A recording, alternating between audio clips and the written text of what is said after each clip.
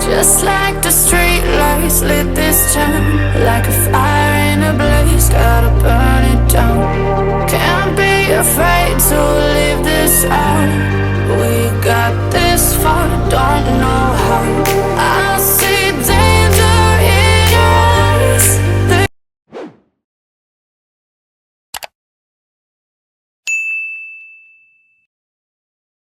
YouTube, it's your girl Kimberly. Thank you so much for coming to my channel. In this continuation of the holiday glow up guide, we are going to talk about how to fix makeup disasters. So you are applying your makeup for said holiday party, the event, for the motion, whatever's going on. What do you do when these bad things happen to you? Don't panic. Follow these steps, okay? So before we get into it, thank you so much for clicking on this video. I truly appreciate it. Please subscribe to the channel.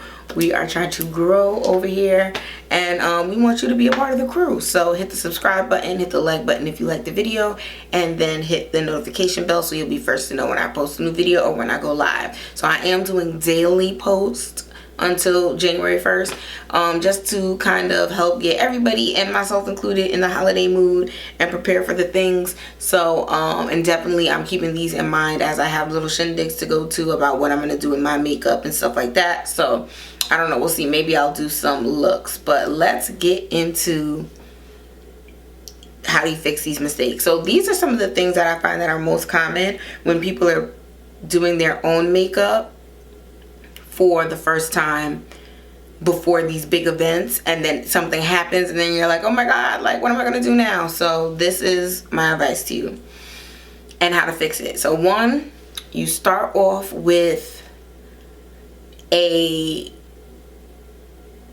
eye look first. So when you're doing your makeup, I know that you'll see a lot of the makeup girly makeup artists, they will do the full face of foundation and then put powder and then do the eyes and then wipe off the powder and finish their makeup.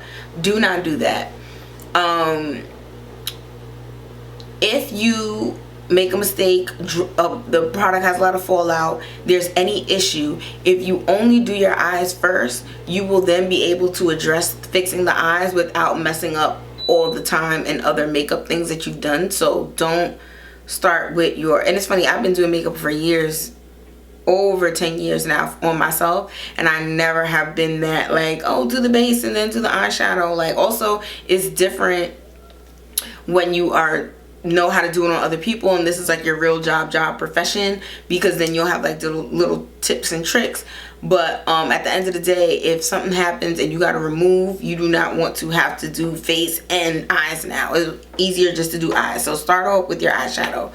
If you are planning on not wearing eyeshadow, you are going to need to put some kind of face powder or some kind of product on your eyes, because what usually happens, especially with like the skin tint situations, is people will put the skin tint everywhere, not their eyes, and then you do mascara and liner, and then your lids become like oily, or it looks just like a natural sheen compared to your face that has makeup on it. So now you have two different like textures and it just looks weird. So my advice would be, if you're going to do the no eyeshadow look, put powder foundation on your lids if you want some color correction, or put at least setting powder on your lids. That way it'll stay mattified and will match the rest of your face with makeup. If you're doing your eyeshadow look and you find that it's becoming too bold, too bright, too over the top, it's getting away from you, start over. What often happens, or the mistake people make, is that they are doing a bright look that's over the top, and then they put too much of a color, or it looks too bold, or it's too much product on there, and then they'll get a brush and try to blend it out, and then now it's bigger and like it's migrating. Or they will put another color to try to blend it with it, and now it makes like a yucky version of the color, and then they're like, well, let me add white in it, maybe I'll make it lighter, and now you're like mixing a palette of eyeshadow color on your eye. And every extra step you take to try to fix it and it makes it worse, you're wasting time when you could have just wiped it off and started fresh. Okay, so start over. As soon as you see like, oh, I wanted a red crease and now my whole lash to brow is red, get the micellar water on a little cotton swab or a paper towel, wipe it off, let it dry, do your concealer or eye primer again, start over. I'm telling you. You should be planning in advance at least like 2 hours, or if to do your makeup, if you don't have like a set beat that you always do that is your go-to, just in case you do have these mistakes. Also, you want to be mindful of keeping your clothes clean. That's another makeup disaster, is that especially for these holiday parties, if you're wearing white or gold or silver or some light color, you do not want to drop facial makeup on it. So either put on an outfit that doesn't go over your head, or if you do have an overhead outfit, I would say put a big hole in the plastic bag, like a supermarket bag, and then you can pull it down like around your shoulder area, and then it'll catch the makeup, and then you can just cut it off with scissors and then throw it away. Or put like a hand towel around the front, so that way the makeup won't drop. So eyeshadow starts getting away from you and looking crazy, start over again.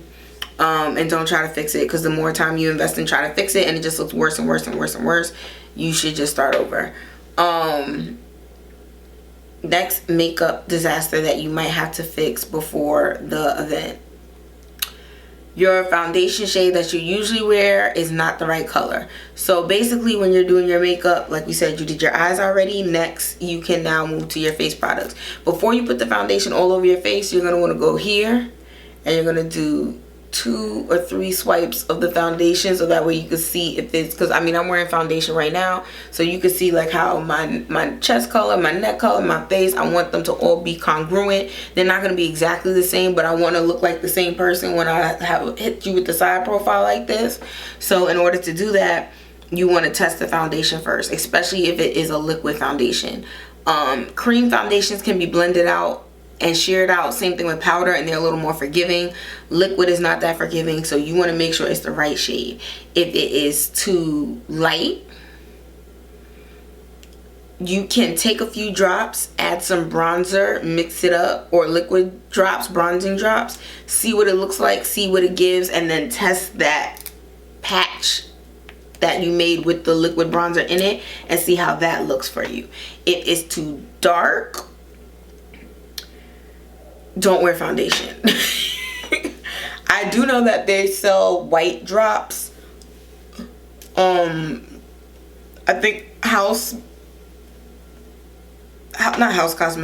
Labs has a white foundation, and you could put those drops in it to make it lighter. But the thing is, sometimes that can distort the undertone. That can make it look less like a human skin color and more like paint. So that is a dangerous game to play. If it is too dark, just let it go and wear concealer. Just put concealer on the parts that you think are really bad that you want to cover, and just wear. It's more important that something is your correct skin tone than you just put it on just because it was a step that you normally do.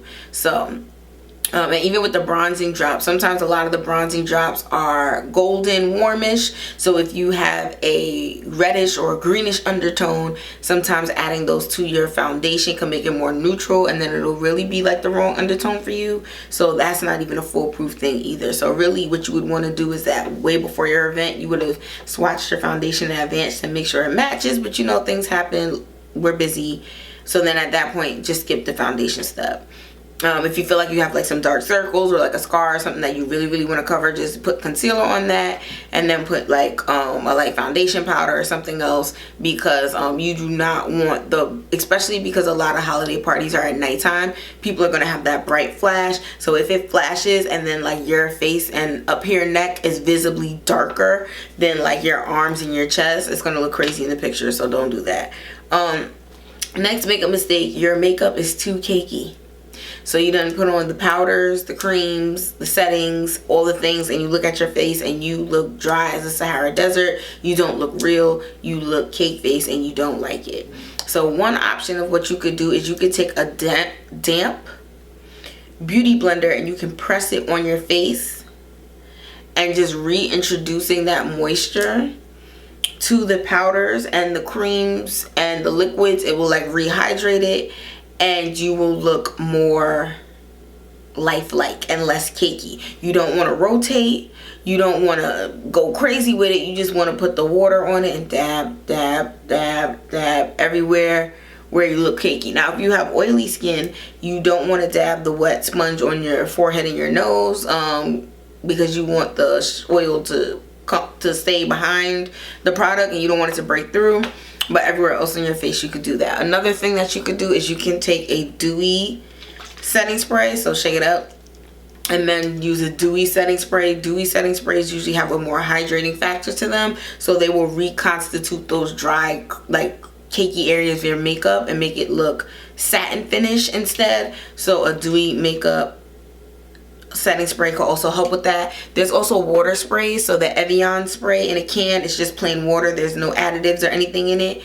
You can spray that on your face and that will do the same thing as the dewy setting spray, bringing that hydration and water back to your look and making you look more real and less cakey and fake and powdery. And then another thing you could do is just use a damp paper towel, not a soaping, dripping, wet paper towel, a damp paper towel. And that's your last option. Like if you have no dewy setting spray, no water spray, no damp sponge, the last possible option is the wet paper towel. And you can press that on your makeup. Same premise, don't rub, don't go all crazy with it, but just gently tap it and then it will help rehydrate your makeup. So now what if you're on the other side of the spectrum where you then made it look too dewy? So you did dewy foundation, dewy concealer, dewy cheek glow balm, what do they call it? Blush balm, and everything just looks dewy, dewy, dewy, dewy, dewy, and you look greasy, greasy, greasy, greasy, gross. You want to apply a finishing powder is one option. So it's like a finely milled powder, and then you use that to finish your makeup. The Rare Beauty one, it's packed in a little compact, but usually they're loose. The NYX finishing powder is a really good one if you don't have it.